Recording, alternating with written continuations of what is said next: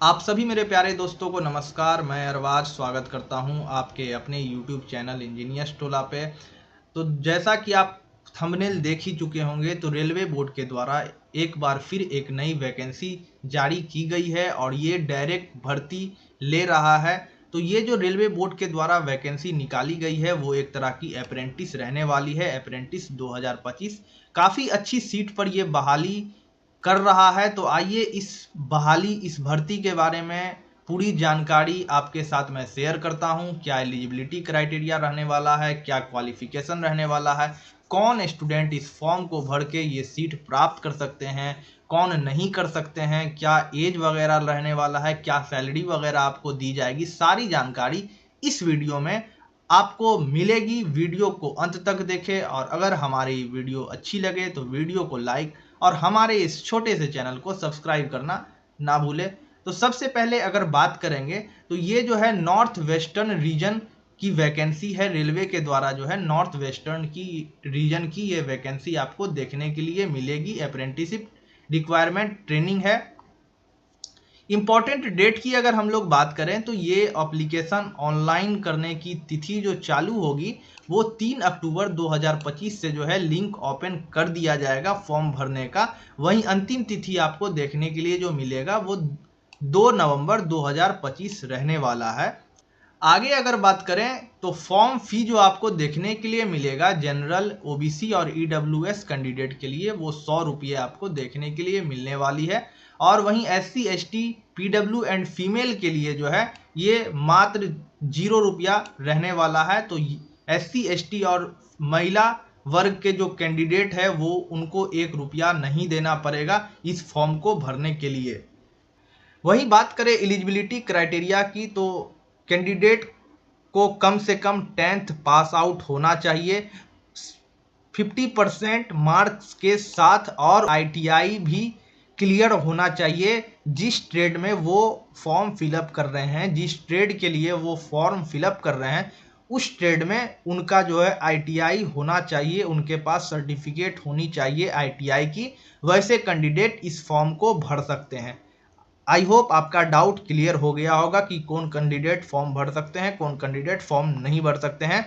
Trade को हम लोग आगे देखते हैं कि क्या क्या ट्रेड रहने वाली है। वहीं बात करें एज की तो एज आपको देखने के लिए जो मिलेगा वो 15 साल मिनिमम होना चाहिए। वहीं मैक्सिमम जो है 24 साल तक आप इस फॉर्म को भर सकते हैं। अगर बात करें टोटल सीट की तो टोटल सीट जो आपको इसमें देखने के लिए मिलेगा वो 2162 पद आपको देखने के लिए मिलेगा। काफ़ी अच्छी पोस्ट की वैकेंसी आई है। तो अगर आप के पास ये दोनों सर्टिफिकेट हैं, 10th का भी और आईटीआई का भी, तो आप ये फॉर्म को आराम से भर सकते हैं। बिना एग्जाम के आपको इसमें एक सीट मिल जाएगी। आगे हम लोग और इसको अच्छे तरीके से समझते हैं कि क्या ये फॉर्म रहने वाला है, क्या क्या डॉक्यूमेंट लगेगी। तो जैसा कि आप ये देख रहे हैं कि ये ऑफिशियल नोटिस जारी किया गया है और ये ऑफिशियल नोटिस जो जारी की गई है वो 26 सितंबर 2025 को जारी की गई है। नॉर्थ वेस्टर्न रेलवे के द्वारा ये जारी की गई है और ये एक अप्रेंटिस रहने वाला है। वहीं आगे अगर बात करें तो एप्लीकेशन स्टार्टिंग डेट जो आपको देखने के लिए मिलेगा वो 3 अक्टूबर 2025 है। वहीं अंतिम तिथि 2 नवंबर 2025 है। और इसका जो मेरिट लिस्ट बनेगा वो जो है इस फॉर्म को कितने कैंडिडेट भर रहे हैं, उनका मार्क्स क्या है, परसेंटेज क्या है, उस परसेंटेज के बिहाफ पे जो है इसका जो है मेरिट लिस्ट बनने वाला है। उसके बाद मेरिट लिस्ट बनने के बाद जो कैंडिडेट सेलेक्ट हो जाएंगे वो कैंडिडेट को डॉक्यूमेंट वेरिफिकेशन और मेडिकल के लिए बुलाया जाएगा। मोड ऑफ सिलेक्शन की अगर हम बात करें तो मोड ऑफ सिलेक्शन क्या रहने वाला है, मेरिट लिस्ट जो बनेगा वो मेरिट लिस्ट किस आधार पे बनेगा। तो सबसे पहले आपका जो है मैट्रिकुलेशन में आपका परसेंटेज को जज किया जाएगा। जिसका ज़्यादा परसेंटेज होगा उसको ऊपर रखा जाएगा, वहीं कम परसेंटेज वाले को नीचे रखा जाएगा। आगे अगर देखें तो उनको जो है साथ ही में आईटीआई भी पास आउट होने चाहिए और आईटीआई का जो है उनके पास सर्टिफिकेट होना चाहिए इस अप्रेंटिस में अगर वो अप्लाई करते हैं तो। और जिस ट्रेड में वो अप्लाई कर रहे हैं उनका जो है उस ट्रेड का उनके पास जो है आईटीआई का सर्टिफिकेट होना मस्ट है। और उस ट्रेड में वो कितने परसेंट लाए हैं आईटीआई में उसके बिहाफ पे जो है एक मेरिट लिस्ट तैयार किया जाएगा।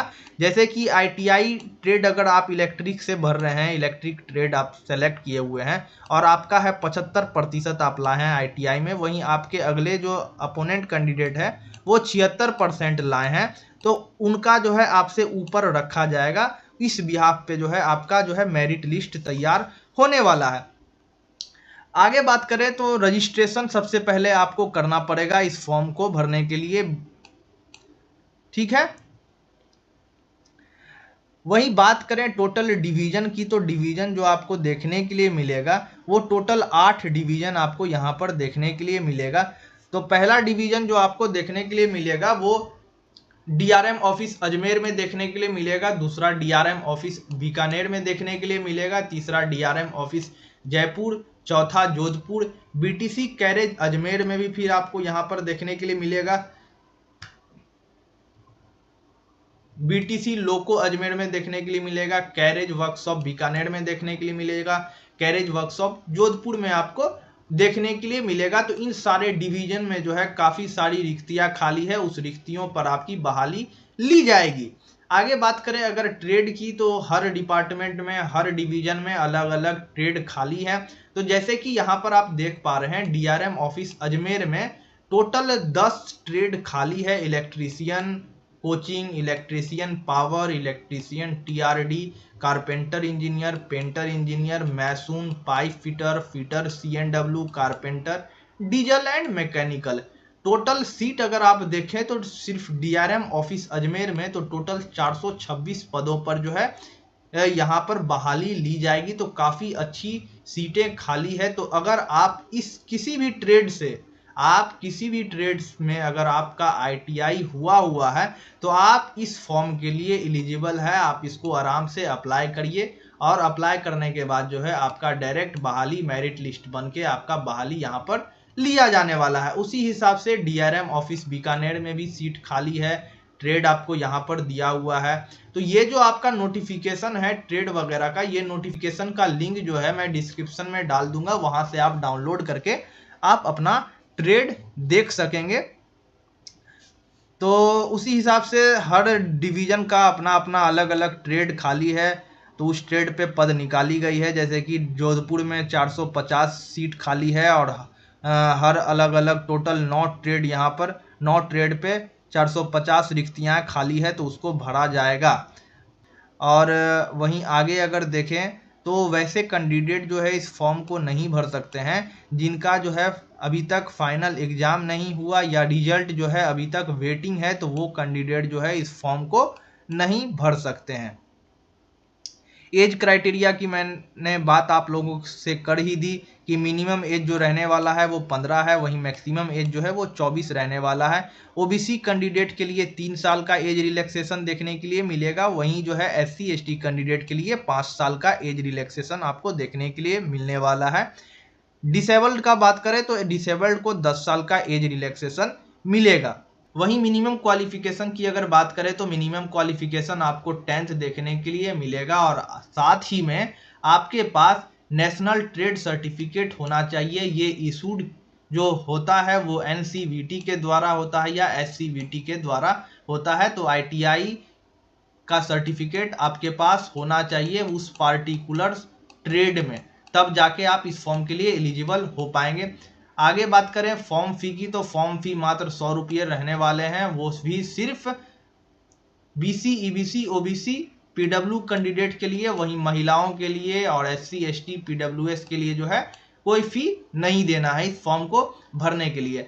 अंत में आपको सबसे जरूरी चीज ये मैं बता देता हूँ, कैसे अप्लाई करना है वो तो मैं आपको प्रोसेस बाय प्रोसेस वीडियो लेके जरूर आ जाऊंगा, लेकिन साथ ही में जो अभी से आपको रेडी करवाना है वो ये कि इस फॉर्म को भरने के लिए आपको इसका पर्सनल सर्टिफिकेट जो है इशूड करवाना पड़ेगा।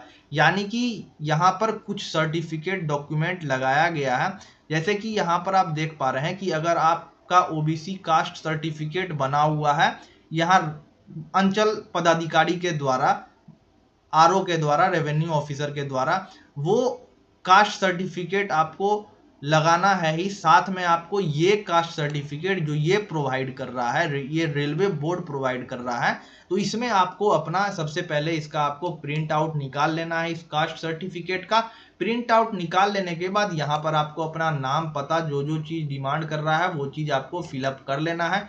फिलअप कर लेने के बाद मेरे भाई यहाँ पर प्लेस एंड डिस्ट्रिक्ट को फिल कर लेना है। फिल कर लेने के बाद जो है डिस्ट्रिक्ट मजिस्ट्रेट का जो है यहाँ पर जो है सील आपसे मांग रहा है, तो उनको जाके सबमिट करना पड़ेगा ये फॉर्म, और वो सील वगैरह मार के आपको ये फॉर्म देंगे, तब जाके आप अपलोड करिएगा। देन आपको जो है यहाँ पर आरक्षण मिलेगा, अदरवाइज आपको रिजर्वेशन नहीं मिलने वाला है। तो यहाँ पर कई सारे सर्टिफिकेट लगाए गए हैं। ये डिक्लेरेशन फॉर्म भी आपको सबमिट करना रहता है, तो मैं आपको बता देता हूँ कौन कौन सर्टिफिकेट है। यहाँ EWS कैंडिडेट के लिए इनकम वाला जो सर्टिफिकेट बनता है वो दिया हुआ है। मेडिकल फिटनेस का सर्टिफिकेट यहाँ पर आपको दिया हुआ है।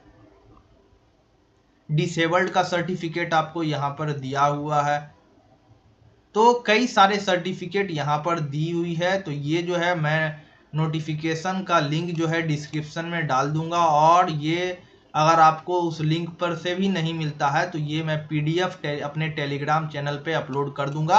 वहां से आप ये PDF को डाउनलोड करके और जो आपको सर्टिफिकेट डिमांड हो वो सर्टिफिकेट निकाल के अभी से अपना सर्टिफिकेट जो है तैयार करके रखें, ये सर्टिफिकेट लगेगा ही। तो आई होप मैं आपको सारी जानकारी अच्छे तरीके से दे पाया हूँगा।